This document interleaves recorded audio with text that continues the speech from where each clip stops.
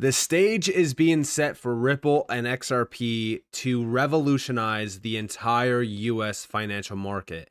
And I do think that everyone should be paying attention to what the United States is doing, specifically what this new admin is going to be focused on and what we are starting to witness through the, regulatory side of things, especially for the restructuring of some of these regulatory bodies like the SEC, for an example. So with that being said, welcome to the channel, everyone. My name is Nick. For those that are new to the channel, hopefully by the end of this video, you do become a subscriber. And also join the free Discord down in the description below if you guys haven't already. So, as we think about this, I have been talking about, the SEC, the CFTC, how regulations will enter this space and what it will look like for a lot of these utility projects.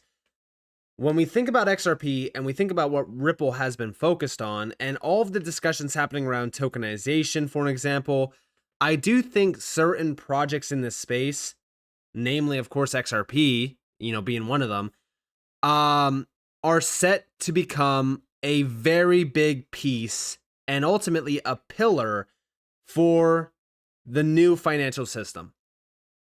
Now, almost every nation around the world is also preparing for this. They want to become crypto hubs. And so does the US. Now, as we think about that and we look at what is on my screen currently, we are starting to see a lot of these problems that are facing, everyday transactional flows, specifically cross-border payments, for an example. They're being solved through blockchain. Ripple put out this post the other day. 6 common cross-border payment challenges for local banks.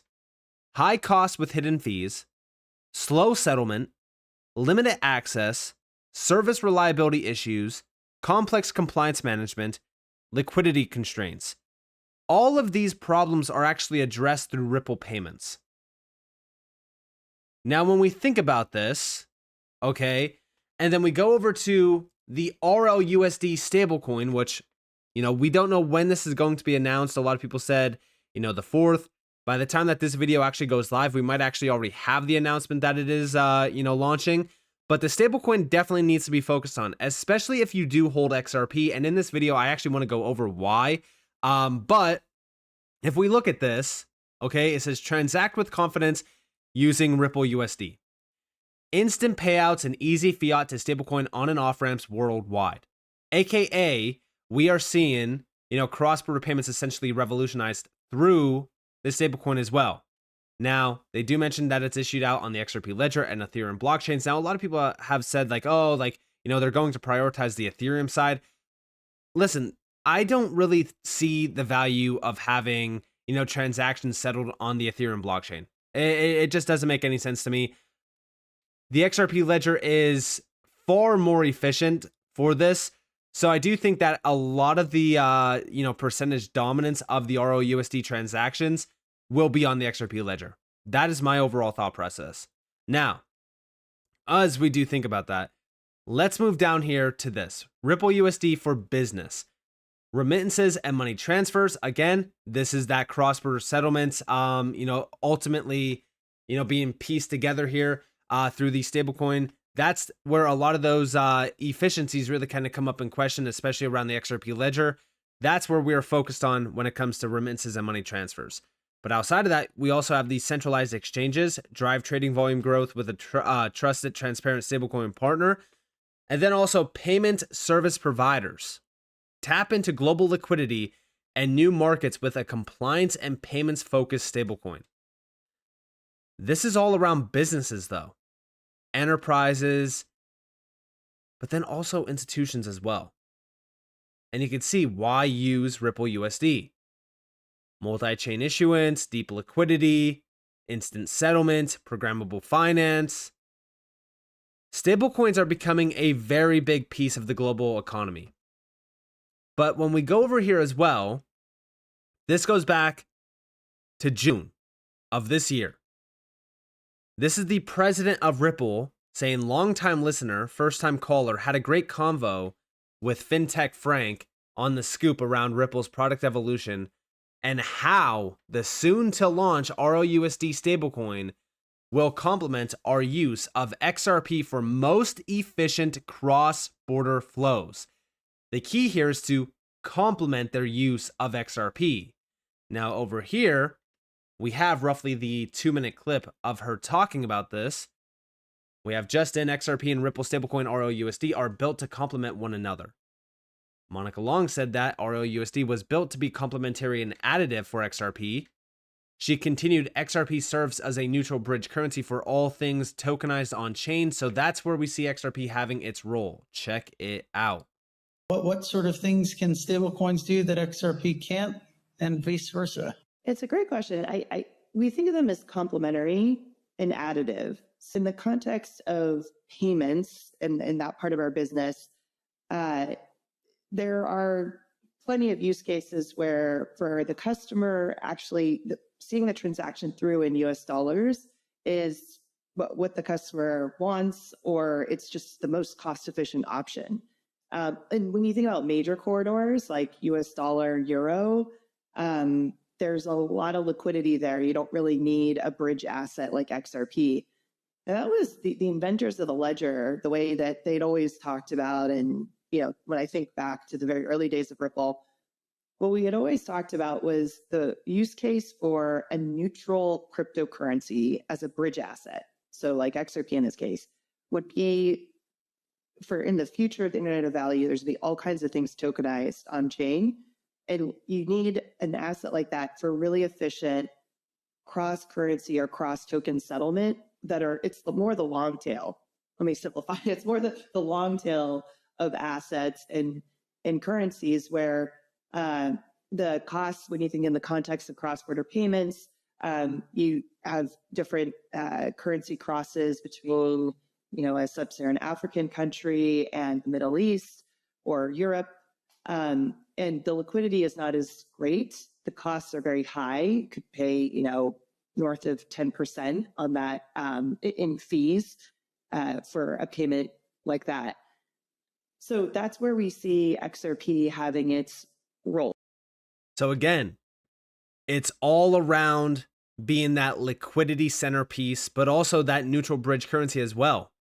When we think about this, XRP's overall utility is really being bolstered by the stablecoin. But also, remember what Brad Garlinghouse just recently said in a recent interview. Big shout to Subjective Views for this. Ripple's RLUSD stablecoin will be more focused on large institutional players. Time we talk. I want to talk about Ripple and your business, the company, everything, enterprise business, payments, custodying, everything, and the new stablecoin that's going to be launched as well soon. Where are you seeing the most demand right now internally in terms of all of these products and services?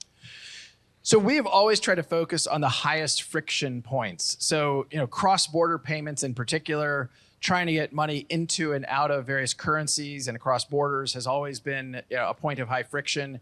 Obviously, some people will adopt crypto and just buy crypto and move it. But that's hard for a lot of people. So our goal has always been to work with banks, we work with payment providers so that we can actually make that faster and cheaper and frankly simpler.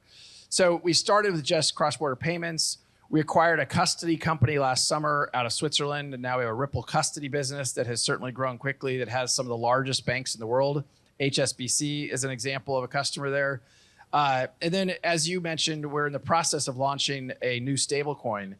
And look, I think the stablecoin market is exciting and obviously has grown. We're at about $170 billion market today. Some have forecasted it to be $2 trillion in 5 years. Ripple already was using stablecoins in our payment flows with our customers. And there was a time when we were that Ripple was minting 20% of all USDC. And so we felt like, look, it only makes sense. Obviously, there was a big event last spring in the United States, 18 months ago, where USDC depegged. And we felt like there was an opportunity for a credible player that's already working with lots of financial institutions to lean into that market. So we're very close to launching that. And look, the last thing I'll say about this, Ripple has always, because we're in the payments business from our origins, we've always been a compliance first company. We've always been we need to work with regulators. We need to make sure we have licensing in place. And we think there's an opportunity for another player in the stablecoin market to exist that focuses on institutions, focuses on a compliance first point of view. You said it's going to launch soon. Can we get an idea of when? Well, we're in a private kind of closed beta. So we are live and it's called Ripple USD, RLUSD have been minted in that framework. We will certainly launch soon, weeks, not months. So there you guys have it, right? They are focused on institutional players. That's their end goal, right? They don't care about retail. I mean, listen, Ripple has never really focused on the retail side of things. I mean, initially, yeah, they were always saying like, we want to bank the unbanked and things like that. But this is where I always lead the conversation to the fact that I hold XRP because Ripple, is utilizing the XRP ledger to provide institutions major solutions. I hold XLM because Stellar is providing retail with major solutions as well. So I'm getting a mix of both worlds here. And as we think about RLUSD and as we think about what Ripple is trying to do here, they're ultimately changing the entire game for the institutional side of things around finance. They are revolutionizing the way cross-border payments are made. They already said that, they were at one point in time responsible for 20% of all USDC volume. Are we supposed to just sit here and think that RLUSD is not going to be absolutely massive for this space and for the XRP ledger and XRP? It's ridiculous. The institutions are here. They're showing up in a big way. And I do think that a regulated stablecoin like RLUSD that is fully focused on compliance is going to take over in a very large way. But also, we know that Ripple met with Trump. This new admin is fully focused on embracing the tech, pushing it forward, and embracing innovation in the US. They want the US to be a crypto hub. The best way to do that is by openly bringing in these US-based companies that already have extremely disruptive tech. They already have a network of institutional players, and now they're launching an USD stablecoin that is ultimately supporting the US dollar's dominance. So if we think about that, where does Ripple stand in the US? Well, I believe that they stand at the forefront of a major key player to allow the US to be a dominant force in this new technology asset class. And even Anderson put out a great post regarding this. Main reasons why Ripple, along with XRP, is a strategic weapon for the US. Ripple has built a next-generation B2B cross-border payment system controlled by a US company. RLUSD will be able to expand the usage of USD around the world, especially for financial institutions and enterprises. Ripple holds roughly 45% of all XRP, meaning a US-based company is the largest holder of XRP. Trump has clearly stated he will favor US-based crypto companies along with US-issued cryptocurrencies. No other entity in the crypto space fulfills all these points, especially since Ripple has created a full B2B cross-border payment system and at the same time will issue their own USD stablecoin.